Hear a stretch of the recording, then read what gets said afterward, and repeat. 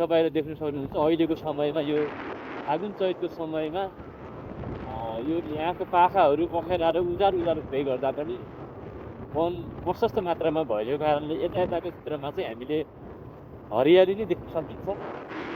त्यस्तै नै यो जुन यताको भाग छ मैले अघिल्लो भिडियोमा पनि हजुरहरूलाई सायद भनिएको थिएँ होला। यहाँ माथि यताबाट चाहिँ हामीले अलिकति अगाडि गइसकेपछि धेरै नै पछाडि तपाईँले सुन्नुभएको विभिन्न सामाजिक सञ्जालमा विभिन्न मुभीहरूमा पनि संलग्न हुन सफल भएको तक गाउँ जाने तक सेरा रुकुमको मैकोट भन्ने गाउँ छ।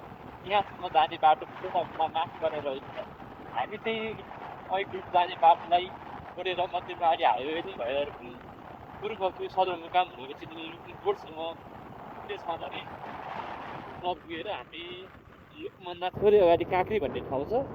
काँक्रीबाट माथितिर गइयो भने यतातिर देख्नुभयो तपाईँले यतातिर यो बाटोहरू माथितिर गएको त्यो बाटो भएर चाहिँ तकसेरा हुँदै मैकोट भएर पनि मैकोटबाट अझै माथि गयो जान सकियो भने विशेष गरेर त वैशाखको अन्तिम जेठ र असार महिनामा चाहिँ त्योभन्दा माथिका दुखी पाटनहरूमा आशा गुम्बा पाइन्छ। आशा गुम्बाको भिड पनि त्यत्तिकै हुन्छ।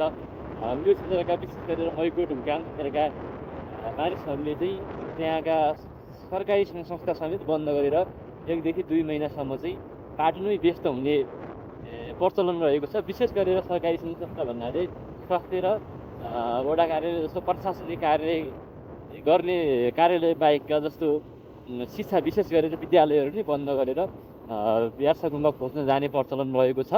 बाटो चाहिँ एकदमै दामी छ। तपाईँ यो बाटो आउँदै गर्दाखेरि यति राम्रो छ। यो बाटो चाहिँ आनन्दको छ। यात्रा सधैँभरि गरिरहँ। यो बाटो त नसकिए हुन्थ्यो जस्तो लाग्ने खालको बाटो यति आनन्द हुन्छ। पाहाडी पनि जङ्गलै जङ्गल त्यहाँ गाउँभन्दा जङ्गल प्रशस्त मात्रामा धेरै छ। यहाँ चाहिँ रुकुम पूर्वमा जम्मा 3वटा पालिका रहेका छन्। 3वटा पालिकामा चाहिँ हामी भुमे गाउँपालिकामा अहिले हामी जुन चाहिँ सिस्ने गाउँपालिकामा पर्दछ भने तकसेरा मैकोट भनेर तपाईँ हामीले जुन सुन्दै गरेका छौँ त्यो चाहिँ पुच्छा उत्तरगङ्गा गाउँपालिकामा त्यसै गरी 3वटा पालिका मात्र पूर्वको जिल्लामा अवस्थित छ। मैले सायद तपाईँहरूले पनि देख्न सक्नुभयो होला विशेष विशेषता बोक्यो गाउँ भनेर हजुरलाई अगाडि मैले भनेको थिएँ। त्यो गाउँ चाहिँ यो लुकुङ गाउँ। पहिला चाहिँ यो गाउँको नाम चाहिँ लुकुङ भनिन्थ्यो। तर पछिल्लो समय जहाँसम्म लाग्छ यही स्थानीय स्तरमा बोलिने जुन मगर भाषा छ फ्याम भाषा त्यो भाषाबाट कुनै सायद विशेष अर्थ लुकुङको अर्थ सायद कुनै विशेष अर्थ छ होला। त्यस कारण चाहिँ लुकुङलाई चाहिँ पछाडि चाहिँ यहाँका स्थानीयका राय तथा सल्लाह अनुसार चाहिँ पछिल्लो समय लुगुम भन्ने चलन रहेको छ। हामीले बोर्डमा जताततै लेखेको चाहिँ लुगुमै भनेर लेखेको देख्न पाइन्छ। अनि यहाँनिर चाहिँ अहिले पछिल्लो समय यो अगाडि तपाईँले एउटा घर देख्नुभएको छ। त्यहाँनिर चाहिँ झाँक्रीको जस्तो मूर्ति पनि राखिएको छ। त्यहाँ चाहिँ पछिल्लो समय बाहिरबाट कति पाहुनाहरू आउनुभयो, विशेष गरेर पर्यटकहरू आउनुभयो जो चाहिँ रोटी जस्तो घरमा बस्न खोज्ने, यहाँका स्थानीय भाकाहरूसँग रमाउन खोज्ने, संस्कृतिलाई बुझ्न खोज्ने, यहाँको गीतहरू कस्तो छ, त्यस्तै चालचलनहरू के छ कस्तो छ भनेर बुझ्न खोज्ने कोही त्यस्तो ग्रुपहरू समूहहरू आउनुभयो भने यहाँ राख्ने, खाने, बस्ने व्यवस्थापन गर्ने अनि यहाँ चाहिँ भरपुर रमाइलो दिलाउने उद्देश्यका साथ यो गाउँभन्दा थोरै टाढा यो रोदी घर जस्तो एउटा होमस्टे जस्तो स्थापना गरिएको छ। तपाईँहरूले सायद यहाँ रुकुम घुम्न आउने, विशेष गरेर मध्य पहाडीको बाटो भएर यात्रा गर्ने धेरैजना साथीहरूले चाहिँ लुगुम भनेर बोर्डमा फोटो खिचेको देख्नुहुन्छ। त्यो गाउँ चाहिँ यही गाउँ हो भने बोर्ड पनि ठ्याक्कै यही हो। यहाँ बोर्डमा उभिएर यता पारीको जुन गाउँ छ यो गाउँलाई चाहिँ देखाएर फोटोहरू खिचेर विभिन्न सामाजिक सञ्जालहरूमा राखेको देख्दै छ होला। साँच्चै रमाइलो छ यो गाउँ। यो गाउँभन्दा विशेष छ।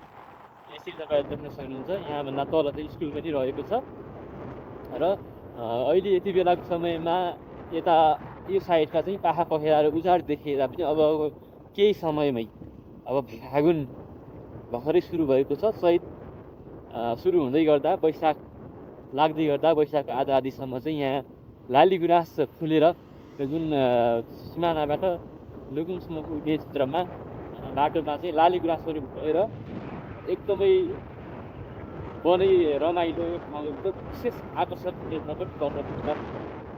विशेष गरेर सीमा क्षेत्र चाहिँ पटक पटक फरक फरक रूप लिएर सीमा क्षेत्र आउने गर्छ। हामीले सीमा क्षेत्रमा सौरी खर्क भनेर चिन्ने सीमा खर्क सीमा क्षेत्रमा चाहिँ त्यो ठाउँमा चाहिँ सायद साउन्ड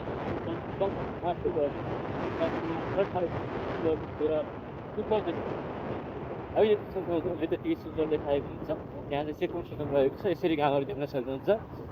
साँच्चीकै सुन्दर छ। यहाँ घरमाथि घरहरू बनेका छन्। यो ठाउँका घरहरू तकसेराभन्दा केही फरक रहेका छन्।